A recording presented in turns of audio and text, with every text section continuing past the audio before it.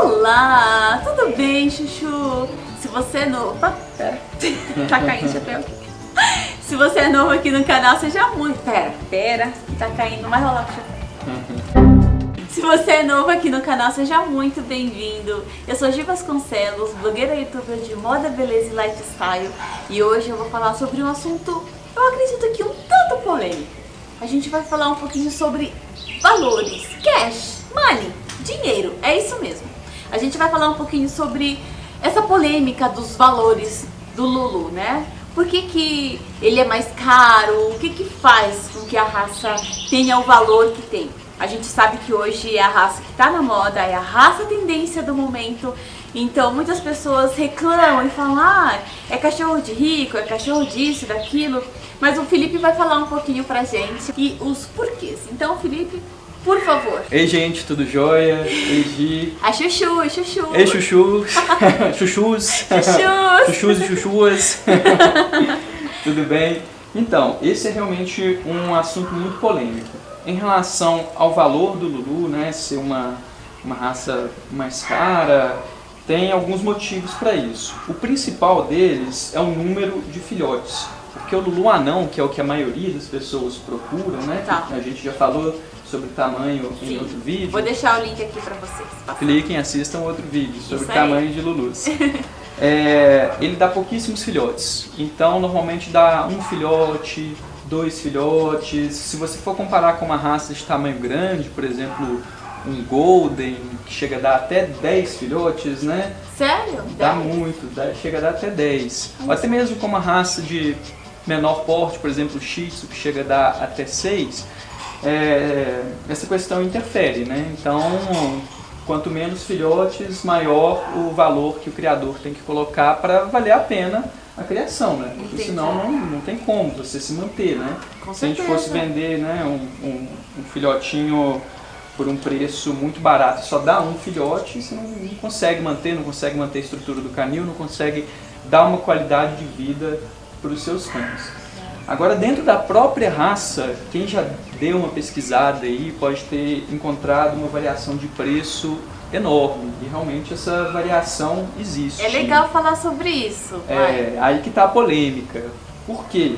São vários fatores que interferem no preço de um Spitz alemão. Eu vou falar alguns aqui, que eu me lembro, talvez eu esqueça de alguns. Se alguém souber de outro ou esquecer, coloca nos comentários abaixo, né? Então eu vou falar esses fatores, não necessariamente numa ordem de hierarquia ou do que é mais importante, o que é menos importante. Vou falar simplesmente na ordem que eu lembro. O primeiro deles é o sexo. A fêmea é sempre mais cara que o macho. Isso não só né? na raça. Por quê? Pois é, isso, gente, não é só na raça do Spitz alemão, mas todas Qualquer as raças, raça, qualquer né? raça, se vocês procurarem, a fêmea é mais cara. Justamente por uma questão de procura das pessoas. As pessoas gostam de ter mais fêmeas do que macho. Elas acham que a fêmea vai dar menos trabalho do que o macho, então a procura da fêmea é maior. Isso acaba fazendo com que o preço dela suba. Depois a gente pode fazer um vídeo falando das diferenças, né, entre fêmeas e machos, as vantagens e desvantagens, claro, né, certeza. de um para o outro. Às vezes as pessoas têm muita ilusão de que fêmea é só maravilha, e que macho é um capetinha, mas não é bem assim, né? Tem algumas vantagens da fêmea, algumas vantagens do macho, a gente pode falar disso em outro vídeo. O segundo fator é o próprio tamanho do Lulu. As pessoas têm procurado muito os anões. Anão, até a gente fala muito do anão e do pequeno, mas o anão é o número 1, né? É o mais procurado, sem sombra de dúvidas, muito procurado mesmo. Então essa procura maior pelo anão também faz com que o preço dele suba, além do fato do anão, quando ele tem uma idade, quando ele é mais novinho, né? Ele dá mais trabalho para o criador, ele é mais sensível, então às vezes a gente tem que ficar acordando de madrugada para monitorar, ver se está certinho, se eles estão mamando direitinho. Então com o anão a gente tem que ter um cuidado redobrado, além do fato que quer descer, menina? Acho que ela quer descer. Além do fato do anão dar menos filhotes do que o pequeno. Então o anão, como eu falei antes, é 1 ou 2 filhotes, no máximo 3. No máximo. Deixa eu só perguntar uma coisa assim.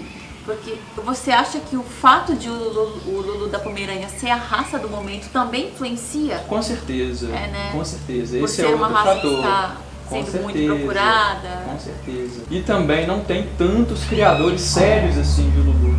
Então, se tem uma procura muito grande e são poucos criadores sério. Infelizmente a minha câmera descarregou. Não descarregou, foi o cartão ficou cheio, né? O cartão ficou cheio, então a gente teve que fazer uma bela de uma pausa aqui. Então por isso que a luz mudou um pouquinho. Então não repare. A gente vai falar um pouquinho agora sobre as cores, né? Isso, que exatamente. também são alguns fatores que influenciam nessa questão dos valores. Isso. Por favor. Então a cor também é um dos fatores que influencia. Normalmente os cães brancos são mais caros. Por quê? Simplesmente porque a procura dos cães brancos é mais alta. Tá. Então nós temos várias cores de Lulu, né? De Spitz, falando de maneira mais ampla. Tá. Então a gente tem o branco neve, que é aquele branco puro mesmo. Eu vou colocando foto aqui pra vocês verem, tá? Isso. Tem o branco perolado, que já cai um pouquinho mais para uma cor amarelada, misturada com branco. Tem gente que chama de creme também. No pedigree sai como creme. Tá. Nós temos também o laranja, temos o particolor, são Lulus de 2 cores. Normalmente branco e alguma outra cor. E temos também os Lulus Black and Tan, que são os Lulus de cor preta e bege. Essa ordem que eu passei é mais ou menos uma ordem do mais caro pro mais barato. Então Tá. Black and Tan normalmente são os mais baratos, porque a procura por eles é menor. Eu não entendo por que é menor, porque eu acho eles lindos. Tem uma cliente nossa que tem e o cão dela é maravilhoso. Tá. E eles são super raros também, então é difícil sair Black and Tan. engraçado, né? É muito difícil, é uma cor super rara e as pessoas não procuram muito. E o mais famoso de todos, que eu acho que é o desejo da maioria, além do branco, é o laranja. O laranja é o mais famoso mesmo. É o mais o mais famoso, emblemático, é o mais assim, conhecido. mais conhecido, com certeza. Mas hoje as pessoas estão procurando muito o branco. branco mesmo, o branco ou o creme, Tá. né? Há umas 2 semanas mesmo, para trás, a gente estava com uma ninhada aqui de 3 fêmeas brancas.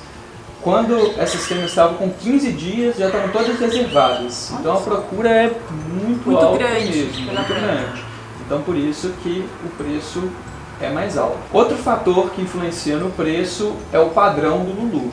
Então tem o Lulu que tem o corpo mais compridinho, tem o Lulu que tem o corpo mais quadradinho. Ah, tá. O Mendiola, por exemplo, ele tem o corpo mais quadradinho. Isso também é um padrão desejado, uma característica da raça. Então se ele está dentro dessa característica, sobe o preço. Tá. Outro fator é a linhagem. Então nós temos duas linhagens básicas de Lulu. Tem a linhagem asiática, que também é conhecida como Xiaoliá, e nós temos a linhagem raposinha, que é a linhagem mais comum.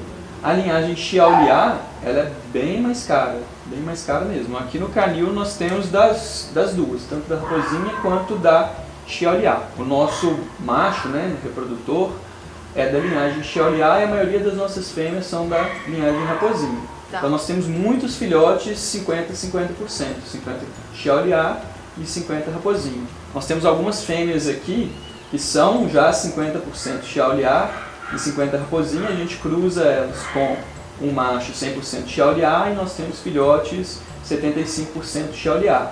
Tá. Então quanto mais próximo de um cachorro 100% Xiaoliá, maior o preço. Esse é um fator importante porque se for 100% Xiaoliá, eleva bastante mesmo. Entendi. Vamos falar de valores reais. Eleva como que funciona. Eu quero saber, quero que a gente compartilhe aqui com o pessoal. Aqui, por exemplo, em Minas Gerais, nós praticamente não temos canis que trabalham com cães 100% Xiaoliá. A maioria desses canis estão no Rio Grande do Sul, Santa Catarina, Paraná, alguns de São Paulo, enfim, Tá. mais para o sul do país. Então, um cão 100% Xiaoliá, vou pegar do mais caro, né? Uma fêmea branca 100% Xiaoliá chega mais ou menos nessa faixa, de 18 a 20 mil, mais ou menos nessa faixa. Tá, Então, esse é um fator bastante importante. entendi. E outro fator que eu considero talvez um dos mais importantes na hora de precificar, né, o Lulu é o canil que cria. Por quê? Então, por exemplo, tem outro vídeo aqui, né, do seu canal sobre a nossa filosofia de criação, e lá vou deixar aqui em cima deixa pra vocês. linkado. Nesse vídeo, né, a Cacau fala que nós não cruzamos todos os cios. Normalmente o que a gente faz é cruzar um, soltar outro. Isso acaba também ajudando a mexer no Sim, preço, com encarecer certeza, um pouco encarecer. mais. Então, se é um canil que cruza todos os cios, ele consegue fazer um preço mais barato, Diferenciado, né? Consegue Mas fazer um preço mais barato. não é saudável para o cachorro. Não é saudável nem para o filhote e Nem muito menos para a mãe, né?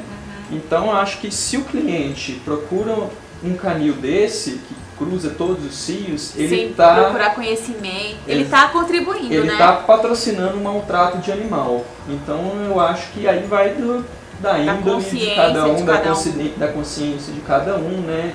Eu brinco com um outro colega meu que é criador também, tem criador e cachorreiro.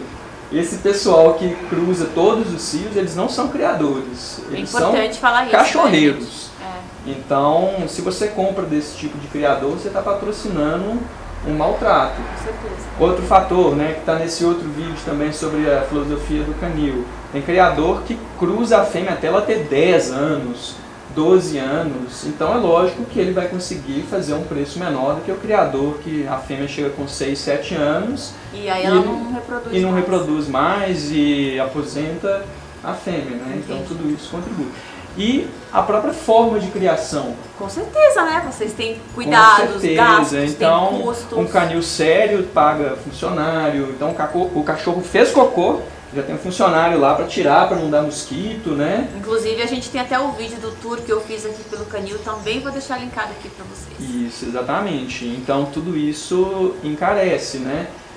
A própria estrutura do canil. Então, se tem um canil que cria os cachorros em gaiola, de qualquer jeito, num espaço insalubre, gostoso, né? não tem um espaço para os cachorros correrem, o investimento daquele cara foi muito menor do que de um canil sério que pensa no bem-estar dos cães, né? Sim, claro. Então, esse cara acaba conseguindo fazer um preço menor. Só que, mais uma vez, se a pessoa compra dele, ela está patrocinando um mercado negro, digamos assim, né? No sentido pejorativo da palavra. Tá. Então não é... como eu falei agora, vai da consciência de cada um, né? E eu acho que são esses os principais fatores. Tem um último, que é se os pais já ganharam alguma exposição, né? Tem algumas exposições de cachorro, os campeões, né? Os campeões. A gente conhece como campeões. Exatamente. Então, se o Inclusive, pai... isso vai no pedigree, né? Vai no pedigree. Então, se os pais ou os avós já ganharam alguma mais exposição... ainda, né? Exatamente, encarece. E tem várias exposições. Tem exposições a nível local, regional, nacional, internacional. Então, se o seu filhote é filho de um cachorro, por exemplo, que ganhou um título internacional... Aí você pode, né? Meu Deus. Triplicar o preço. Você vende a sua casa e compra um cachorro se você quiser. Sobe bastante. Se você quiser um cachorro premiado. Então eu falei pelo menos uns 6 ou 7 fatores. O conjunto de todos esses fatores contribui vão resultar para o valor dele. Isso, vão resultar no preço final do filhote. Então deixa eu só tentar Resumo. entender uma coisa aqui. Você não vai me falar o preço dele, então. Você quer que as pessoas entrem em contato com vocês. Isso, exatamente. Gente, não rolou. O Felipe não quer falar aqui. Então até porque cada um tem um preço diferente, né? Considerando todos esses fatores. Considerando o tamanho aqui, a gente tem tanto do anão quanto do pequeno. Então o pequeno é mais barato que o anão. Variam um pouquinho. Variam, né? Então não adianta ficar falando, o anão branco, fêmea é tal. É tal. O pequeno, branco, vocês viram macho aqui, é tal. né? Espertinho. Varia muito, varia muito. Então, se vocês quiserem saber essa questão de valores e entender quais são os filhotinhos e quiserem ver também, é só entrar em contato com eles. Eu vou deixar a página deles aqui abaixo para vocês, tá bom? Só uma dica. Baseado no que eu falei, né? A fêmea branca anã é a mais cara. Tá. E o macho Black and Tan pequeno é o mais barato. Tá bom, mais barato. Então tem esses extremos aí, tá, né? que fazem com que os preços tenham Oscilem. Aí, entre isso tudo tem várias combinações, né? De tamanho, cor, sexo, então tem pelo menos uns 20 preços diferentes. Por isso que é baseado em todas importante as que você entre em variações. contato com o canil para saber o que você quer. Exatamente. Porque, acredite, por mais que o anão seja o mais procurado, sempre tem alguém que quer Com o certeza, Canon, enfim. com certeza. É isso? Exatamente. Então tá bom, muito É obrigada, isso, Felipe. eu que por tirar agradeço essas por mais dúvidas. essa oportunidade aí.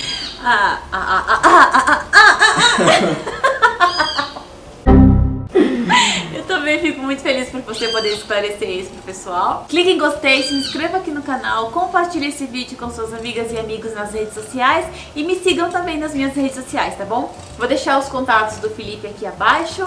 Acho que as outras coisas eu já falei, né? Sim. Beijo no coração, fiquem com Deus e até o próximo vídeo. Tchau!